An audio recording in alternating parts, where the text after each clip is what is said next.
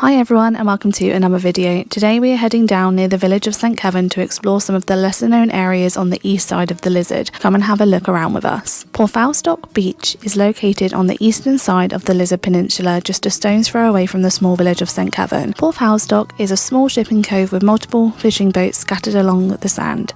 I say sand loosely as the beaches on this part of the coast are more heavily dense with rocks and grit than they are sand and are more grey rather than golden. These beaches are much nicer for viewing and walking than building sandcastles, that's for sure. Another great benefit to these eastern beaches is the fact that you can drive straight onto the pebbles and park. This is great if you have a camper van and just want to sit in the car and have a picnic. Due to the lack of golden sand, these coasts stay relatively quiet all year round. To one end you can see the imposing concrete silo once used for storing aggregate for the quarry to the other side of the beach. Porthoustock is a popular spot for diving too due to its location close to the Manacles Reef and various shipwrecks. Up next we headed over to Porthallow. Porthallow Beach again is set on the eastern side of the Lizard near the village of St Keverne. Similarly to Porthoustock, the beach is made up largely of pebbles and large stones. If you sit and listen to the waves, it actually sounds like rounds of applause as the large waves pull back and batter the stones.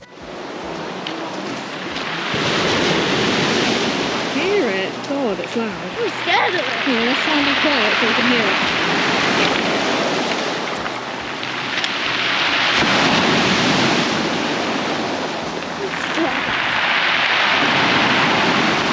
Sounds like a round of applause. That sounds like pop rocks. No.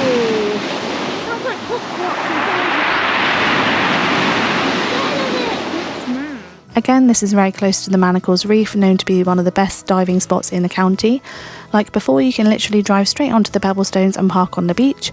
Porthalllow was once a very busy fishing village. Now it's just a small cove with a number of thatched cottages, and there is a village pub, the Five Pilchards, which you can sit and enjoy. The beach also remains very quiet even in busy season due to the lack of sand and distant location, so it's perfect for those wanting less hustle and bustle. Keep an eye on the pebbles though. We found some brilliant shells, driftwood and even a dolphin skull here on our last trip. Lastly, we quickly headed over to Coverack Beach, a little further along the coast. Again on the eastern side of the Lizard, Coverack is a bustling little harbour village. Again remains relatively quiet. There does tend to be a little more sand here. However, when we visited it was quite late in the day when the tide was in, so we opted to just chill out on the grass and enjoy the views instead. There are plenty of green areas here and benches to enjoy, and steps down to the beach with a handrail for those that are able. There is plenty of parking with a donation box but no actual fee, just a short walk up from the beach. There are also public toilets for which the donations are used to fund. This beach is a little more ideally suited to families than the other two I've mentioned, just because there is actually sand and there are tons of rock pools to explore.